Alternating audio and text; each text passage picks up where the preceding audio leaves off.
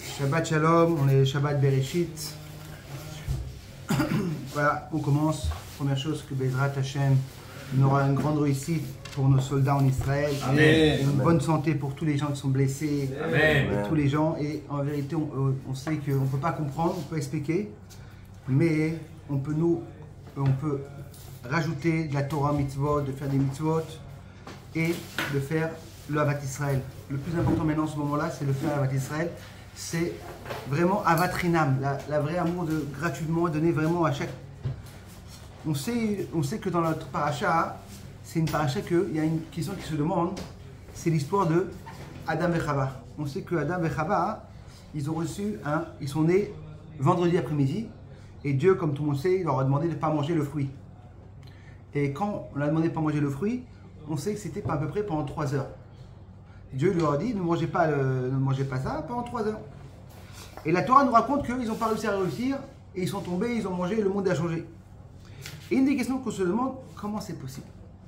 S'ils ont entendu d'Hachem que Dieu leur demande de ne pas manger. Juste pendant 3 heures ou... C'était pas en 3 heures. Alors après 3 heures, ils pouvaient le manger? Ils pouvaient manger. C'était vendredi après-midi, et Shabbat, ça devait être Mashiach, le Mashiach. Et comment c'est possible qu'une personne ne peut pas se reposer? Il n'arrive pas à le... Comment ils sont tombés? Maintenant, il faut savoir une chose, c'est qu'ils ont entendu d'Hachem eux-mêmes. Imagine-toi que demain, aujourd'hui, on a avant Shabbat, Dieu il nous parle en Israël, tu as une voix d'en haut qui parle, il dit tout le monde, s'il vous plaît, gardez le Shabbat. Mais tout le monde va garder le Shabbat. Si Dieu te parle, on voit des malachim dans les yeux, tout le monde voit. Alors comment Adam et Chava, ils n'ont pas réussi à se retenir? Alors j'ai vu un pirouge qui est incroyable, c'est que en vérité, beaucoup de fois ça nous arrive, nous, il y a des petites mitzvot qu'on n'arrive pas à les faire. Et des fois, il y a des grandes mitzvot qui sont faciles à faire. Et des fois, on se demande, c'est pas possible. La Gemara nous raconte qu'il y avait une fois un Tana, c'était un rave de la Gemara, il racontait que lui, il avait des mitzvot spéciales qui les faisaient meilleurs que les autres. Et la Gemara, il demande, mais comment ça se fait? Il faisait tous les mitzvot. Non, il y a des autres qui sont spéciales. On voit que, comme on l'avait expliqué, que des fois, il y a des mitzvot qu'on n'arrive pas à les faire. Mais c'est pas possible. Une personne, il veut faire le Shabbat, il a un business, et quand il fait le Shabbat, c'est vraiment, c'est très très très dur pour lui. Et des petites mitzvot, j'arrive pas à les faire. Et là, en vérité, on va expliquer ce message, pourquoi la raison. Et pourquoi en vérité, avec Mathieu, il y avait des Tanaïm qui faisaient des mitzvot très spéciales. C'est qu'en vérité, il faut comprendre que chaque personne a une mitzvah spéciale qui est connectée avec sa neshama. Et qui le sait, c'est pas nous qu'on le sait. C'est qui le sait, c'est le Tzara. Mais dans le Tzara, dès qu'il sait que tu as une mitzvah qui est très dure, très importante pour toi, il va mettre tout le paquet pour pas que tu la réussisses. Parce que c'est la mitzvah qui est plus importante pour toi. Tu reçois le joker. Il veut pas que tu reçois le joker. Il va tout faire maintenant pour que tu ne vas pas réussir. Et en vérité, Adam et Chava, quand Dieu leur a demandé, le Tzara, il a compris que tout le monde était basé pour lui.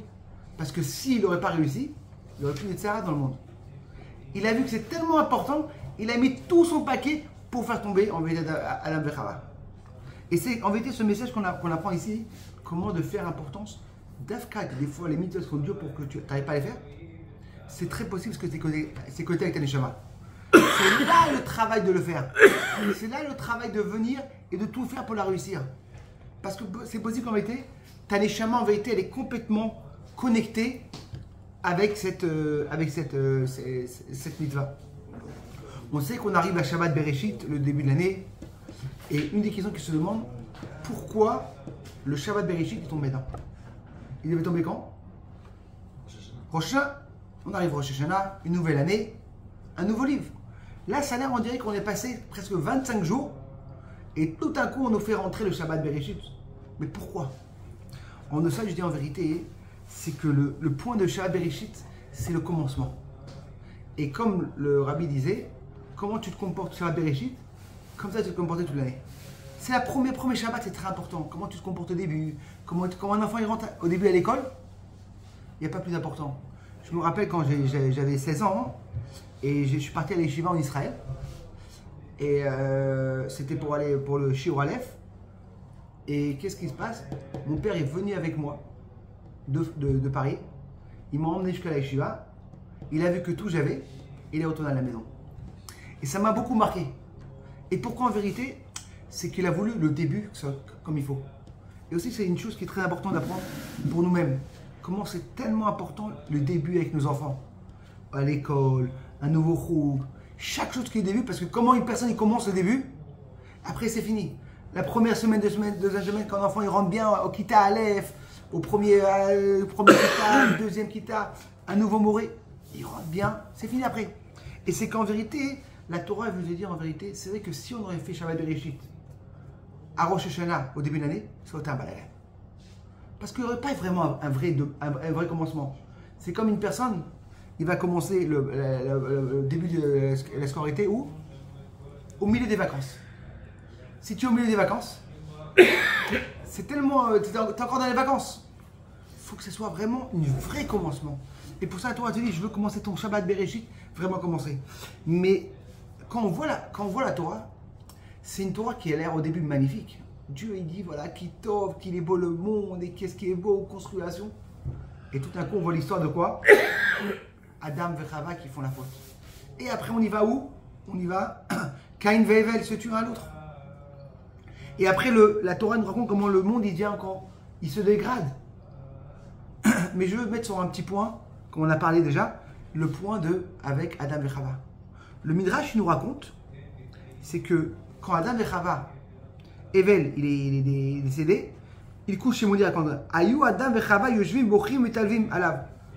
Ils sont assis, ils sont en train d'être tristes. Et ils ne savaient pas quoi faire. Après l'histoire qu'il y a eu, que Caïn et Hevel ils ont tué un à l'autre, la Torah nous raconte, Adam et Chava ne savaient pas quoi faire. Qu'est-ce qu'on fait là? On a le mort à côté de nous, on ne sait pas quoi faire. Le Midrash nous raconte, Avar au rêve, un corbeau est passé, il est parti enterrer un autre corbeau. Dès qu'ils ont vu ça, ils ont appris pour eux-mêmes, ils ont parti enterrer Hevel. D'accord? C'est-à-dire qu'au début, ils ne savaient pas quoi faire. Et tout d'un coup, en vérité, c'est la première fois dans le monde qu'il y avait un meurtre. Ils ne savaient pas quoi faire et ils sont partis. La question qui se demande, la Torah te dit quoi? Quand ils ont mangé le fruit, vous allez manger de la terre et vous allez retourner à la terre. C'est que la Torah a raconté, c'est pas compliqué. C'est où tu enterres ou tu ne sais pas ce que tu fais. Alors pourquoi ils ne savaient pas quoi faire? Et pourquoi un corbeau? Et pourquoi maintenant c'était l'histoire vient d'un corbeau et pas avec un chat ou pas avec un truc? C'est quoi ce message? C'est qu'en vérité, c'est que Adam et Chava, hein, quand ils ont vu l'histoire, ils étaient finis. Ils avaient un choc. Ils étaient devant le mort. Ils disent mais comment on peut avancer? Pourquoi emmener des enfants dans le monde s'il y a... Regarde ce qui se passe. Ils se tuent à l'autre. C'est-à-dire qu'en vérité, ils ont vu tout noir. Ils étaient comme on est aujourd'hui. Qu'est-ce qui va se passer? Il y a eu tellement de morts, tellement de blessés.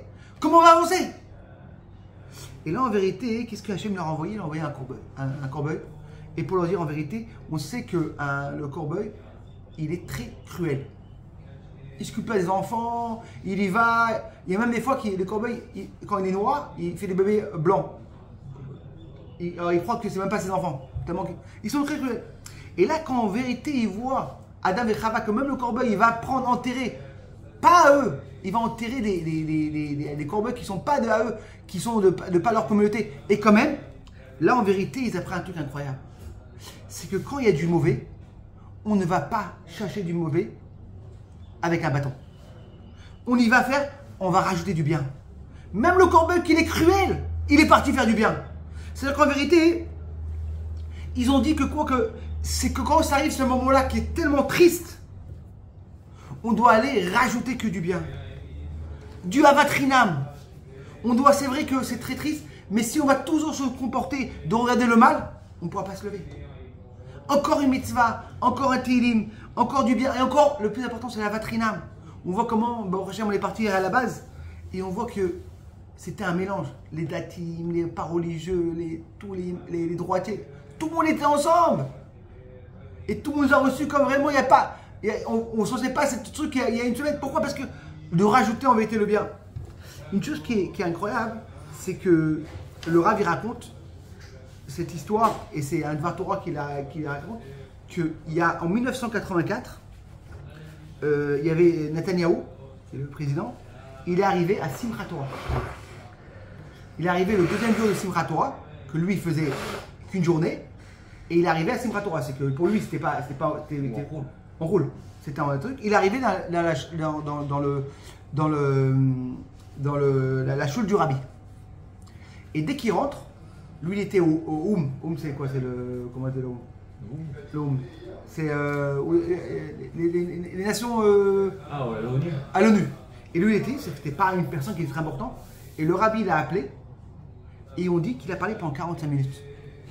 C'est-à-dire qu'en vérité, en 1984, c'est-à-dire qu'il y a à peu près presque 39 ans, ils ont parlé pendant 45 minutes. Et là, on voit que cette connexion-là qui s'est passée avec Davka Simchat Torah. Et on sait qu'en vérité, une des choses qui est importante, c'est, même si c'est un moment qui est très triste, mais nous, on doit savoir qu'on doit même, pas une simcha, mais de continuer notre avodat Hashem et de savoir, on ne peut pas comprendre, et que Bezrat Hashem, que Dieu va donner toutes les forces pour passer ce Nisayon, cette épreuve, et que nous, on a une chose à faire, c'est de rajouter quoi, le Avat Israël. Et la Avat Israël,